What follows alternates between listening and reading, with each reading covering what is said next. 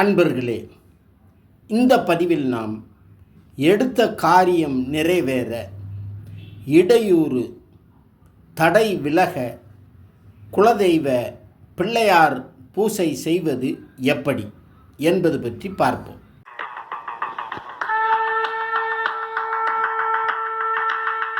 அண்டம் பிண்டம் நிறைந்து நின்ற ஆதிநாதனே போற்றி, அகண்ட பரிபூரணத்தின் ஆதி சாத்தனே போற்றி.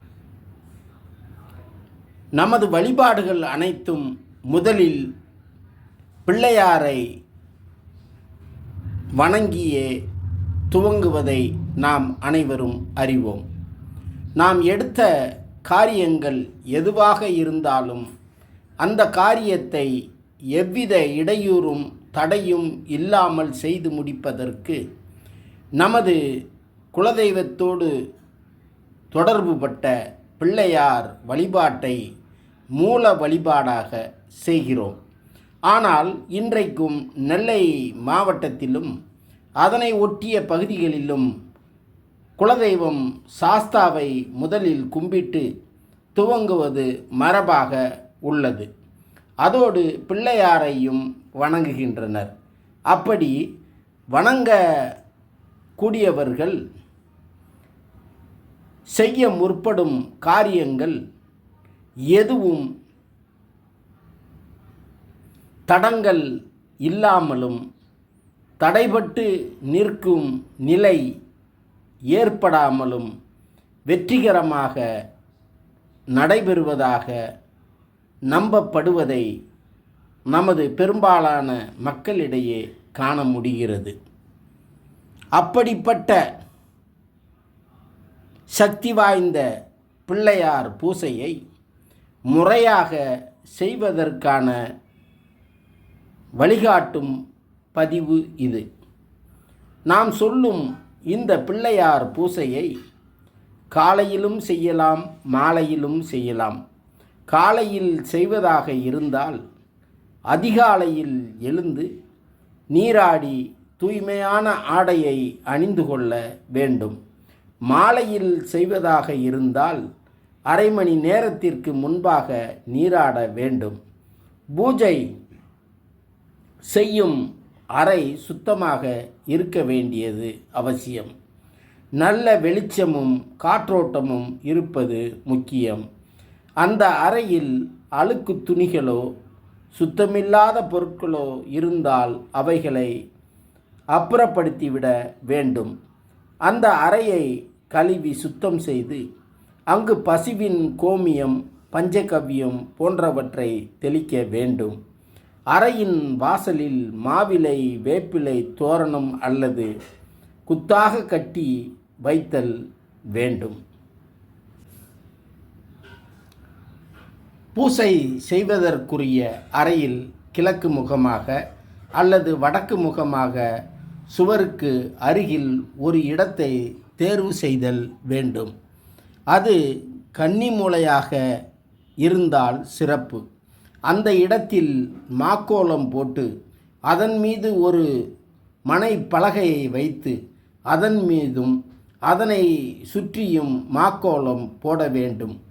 குலதெய்வ கோயிலில் குலதெய்வ மண்ணெடுத்து அதனை களிமண்ணோடு கலந்து பிள்ளையார் பிடித்து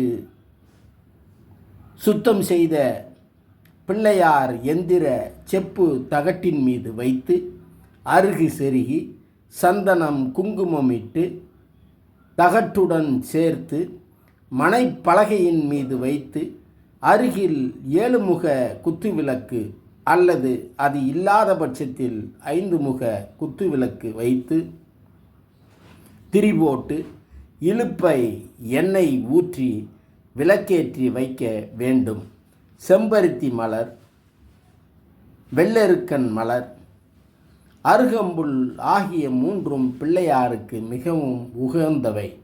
ஆகவே இவைகளால் ஆன மாலையை பிள்ளையாருக்கும் மனைப்பலகையை சுற்றியும் போட வேண்டும். உதிரியாகவும் தூவலாம். மனைக்கு எதிரில் வாழை இலை போட்டு சர்க்கரை பொங்கல், அவல் பொரிகடலை, தேங்காய், வாழைப்பழம், எலுமிச்சம் கனி மற்றும் கனி வகைகள், வெற்றிலை பாக்கு போன்றவற்றை படையல் போட வேண்டும். அதன் பின்பு சாம்பிராணி புகை காட்டி ஊதுபத்தி ஏற்றி வைத்து, தேங்காய் உடைத்து வைத்து, கற்பூரம் ஆராதனை காட்டி வணங்க வேண்டும். பிள்ளையாரையும் குலதெய்வத்தையும் மாண்டு மறைந்த முன்னோர்களையும் மீண்டும் மீண்டும் 9 முறை நினைத்து கொண்டு மனைக்கு எதிரே விழுந்து வணங்க வேண்டும். அப்போது வணங்குபவர் தலை, தோள், மார்பு, 2 கைகள் ஆகிய அனைத்தும் தரையில் படுதல் முக்கியம். எழுந்து மனையை 3 முறை சுற்றி கும்பிடுதல் வேண்டும். அவ்வாறு வணங்கி பிள்ளையாருக்கு உதிரி மலர் போட்டு குலதெய்வத்திற்கும் மாண்டு மறைந்த முன்னோர்களுக்கும் புகழ் வணக்கம் செலுத்த வேண்டும். நிறைவு செய்து பூசை செய்பவர் தனக்கு என்ன காரியம் நடக்க வேண்டும் என நினைக்கிறாரோ அதனை சொல்லி அந்த காரியம் எவ்வித இடையூறும் இல்லாமல் நடைபெற அருள் புரியும்படி பிள்ளையாரிடம் மனமுருக வேண்டிக்கொள்ள வேண்டும். அதன் பின்பு மீண்டும் தரையில் விழுந்து வணங்கி எழுந்து படையலில் வைத்த மற்றொரு முழு தேங்காயை எடுத்துக்கொண்டு அருகில் உள்ள எல்லை தெய்வ கோயிலுக்கு சென்று விடலை போட்டு சிதற உடைத்துவிட்டு திரும்ப வேண்டும். வீட்டுக்கு திரும்பி படையலிட்ட பொருட்களை தானும் உண்டு பிறருக்கும் உண்ண கொடுக்க வேண்டும். இவ்வாறு இந்த பூசையை தொடர்ந்து 48 நாட்கள், அதாவது 1 மண்டலம் செய்ய வேண்டும். அதன் பின்பு பிள்ளையார் அமர்ந்த செப்பு தகட்டில் அஞ்சனையிட்டு கொஞ்சம் பிள்ளையார் குலதெய்வ மண்ணெடுத்து வைத்து சுருட்டி அந்த தகட்டை ஒரு தாயத்தில் அடைத்து வலது கையிலோ கழுத்திலோ இடுப்பிலோ கட்டிக்கொள்ள வேண்டும். 48 நாட்களாக பூசையில் இருந்த குலதெய்வ மண் பிள்ளையாரை வீட்டு மனையில் கன்னி மூலையில் பால் ஊற்றி நவதானியமிட்டு புதைத்துவிட்டு அதன் மீது வேம்பு நட்டு வளர்க்க வேண்டும். இதனை முறையாக முழுமையாக நிறைவு செய்த ஒருவருக்கு அதன் பின்பு நினைக்கும் காரியங்கள் தடையில்லாமல் உடனுக்குடன் நிறைவேறும். பல நன்மைகளும் உண்டாகும். குலதெய்வ முன்னோர் அருளாசியும் அவர்களின் காவலும் கண்டிப்பாக உண்டு. இது பலர் அனுபவித்த சத்தியமான உண்மை. இதற்குரிய எந்திரமும் அஞ்சனமும் எம்மிடம் கிடைக்கும் எனும் இச்செய்திகளோடு மீண்டும் ஒரு பதிவில் சந்திப்போம். நன்றி.